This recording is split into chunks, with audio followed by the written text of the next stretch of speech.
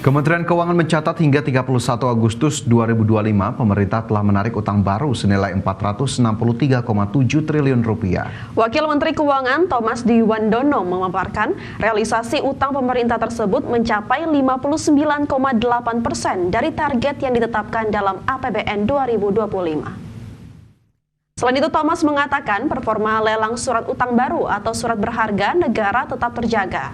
Capaian tersebut menunjukkan bahwa permintaan investor tetap kuat dan minat asing terjaga tinggi meskipun volatilitas pasar meningkat. Adapun tahun ini, pemerintah menargetkan pembiayaan utang mencapai 775,9 triliun rupiah atau meroket dari 2024 sebesar 556,6 triliun. Pembiayaan utang sebesar 463,7 triliun atau 59,8% dari target APBN. Dan yang kedua adalah pembiayaan non-utang minus 38T atau 23,8% dari APBN. Saya lanjutkan dengan pasar SBN dari segi domestik, lanjut. Dari segi pasar SBN, di pasar perdana, Ya, APBN 2026 ini sudah disahkan begitu oleh DPR dan ini kita lihat begitu semoga bisa menjadi tenaga baru atau motor bagi pendorong perekonomian nasional karena memang APBN ini sendiri dengan berbagai pos-pos yang ada, Vin, ya, mencakup sejumlah hal, sejumlah sisi di mana pembelanjaan negara ini juga menjadi salah satu hal yang penting, sementara insentif ataupun stimulus juga harus diberikan untuk kemudian mendorong konsumsi masyarakat. Jadi APBN ini sendiri tidak bisa berdiri sendiri, tapi memang menjadi bagian penting dalam mendorong perekonomian di tahun 2026. Iya, benar sekali Fajar. Semoga saja dengan anggaran ini bisa mendorong visi misi dari Indonesia sendiri dan juga mendorong ekonomi masyarakat tentunya. Pemirsa, rapat paripurna DPR kelima mengesahkan undang-undang tentang APBN tahun anggaran 2026. Ya, Ketua Badan Anggaran DPR RI Said Abdullah menegaskan APBN 2026 ini akan menjadi senjata fiskal dalam rangka memerangi kemiskinan dan menghadapi tantangan ke depannya. Rapat paripurna DPR kelima mengesahkan undang-undang tentang APBN tahun anggaran 2026. Dalam paparannya, Ketua Badan Anggaran DPR RI Said Abdullah mengungkapkan pembahasan RAPBN 2026 telah melalui proses yang mendalam. Dalam prosesnya, pembahasan dengan pemerintah terdapat beberapa perubahan alokasi anggaran dari pengajuan awal pemerintah. Said Abdullah menegaskan APBN 2026 ini akan menjadi senjata fiskal dalam rangka memerangi kemiskinan dan menghadapi tantangan ke depannya. APBN 2026 juga menjadi modal penting membalikan keadaan, memulai kebangkitan dan revitalisasi industri nasional. RAPBN 2026 yang kita bahas ini akan menjadi senjata fiskal pemerintah, sekaligus sebagai alat untuk mewujudkan target-target pembangunan jangka pendek dan menengah. RAPBN yang kita rancang sebagai alat penahan guncangan ekonomi terhadap rumah tangga miskin, rentan miskin. Hal ini wujud APBN, peran APBN sebagai kekuatan perlindungan sosial. Apakah dapat disetujui untuk disahkan menjadi undang-undang? Terima kasih. Adapun dalam APBN 2026 disepakati pendapatan negara sebesar 3.153,58 triliun dan belanja negara sebesar 3.842,73 triliun rupiah. Sementara itu defisit ditetapkan 2,68% atau 689,15 triliun pada 2026 dan keseimbangan primer ditetapkan 89,71 triliun rupiah.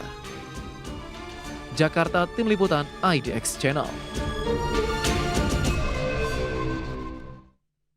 Dalam rapat paripurna DPR RI, Menteri Keuangan Purbaya Yudi Sadewa menegaskan APBN 2026 merupakan APBN pertama yang disusun di bawah pemerintahan Presiden Prabowo Subianto.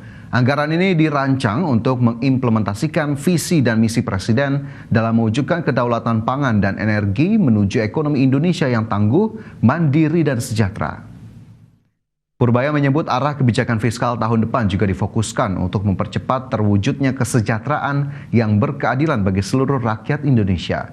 Menurut Purbaya, komitmen pemerintah tercermin dalam strategi APBN 2026 yang menggabungkan penguatan fundamental ekonomi dengan langkah konkret dalam menjaga stabilitas.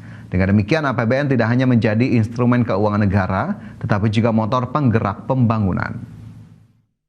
Pimpinan dan para anggota Dewan Perwakilan Rakyat yang kami hormati, fiskal sebagai salah satu motor pembangunan dijalankan pemerintah melalui optimalisasi peran APBN.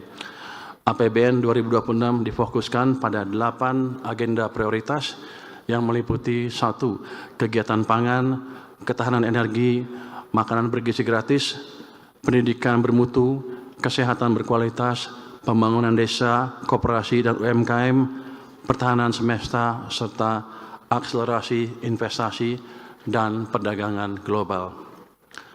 Ketahanan pangan dan energi merupakan kunci kemandirian ekonomi sebagai basis untuk menghantar terwujudnya kesejahteraan rakyat. Rapat paripurna DPR kelima mengesahkan Undang-Undang tentang APBN tahun anggaran 2026. Pendapatan negara disepakati sebesar Rp3.153,58 triliun, naik RAPBN sebesar Rp3.147,68 triliun. Sementara belanja negara disepakati sebesar Rp3.842,73 triliun. Rapat paripurna DPR kelima mengesahkan Undang-Undang tentang APBN tahun anggaran 2026. Dalam APBN 2026, pendapatan negara disepakati sebesar Rp3.153,58 triliun, naik RAPBN sebesar Rp3.147,68 triliun. Pendapatan negara dalam APBN 2026 ini ditopang oleh penerimaan perpajakan sebesar Rp2.693,71 triliun, penerimaan negara bukan pajak atau PNBP Rp459,20 triliun, dan hibah Rp0,66 triliun. Sementara itu, belanja negara disepakati sebesar Rp3.842,73 triliun, lebih tinggi dari RAPBN sebesar Rp3.786,49 triliun. Sementara itu, defisit ditetapkan 2,68% atau Rp689,15 triliun pada 2026 dan keseimbangan primer ditetapkan Rp89,71 triliun. Pertumbuhan ekonomi dalam APBN 2026 ditetapkan sebesar 5,4%, inflasi 2,5%, nilai tukar rupiah sebesar 16.500 per dolar Amerika, tingkat suku bunga SBN 10 tahun 6,9%, sementara harga minyak mentah ditetapkan sebesar 70 dolar Amerika Serikat per barel. Lifting minyak sebesar 610.000 barel per hari dan lifting gas 984.000 barel per hari. APBN 2026 juga menetapkan tingkat pengangguran terbuka 4,44 hingga 4,96%, tingkat kemiskinan 6,5 hingga 7,5%, dan tingkat kemiskinan ekstrim 0 hingga 0,5%. Jakarta, Tim Liputan IDX Channel.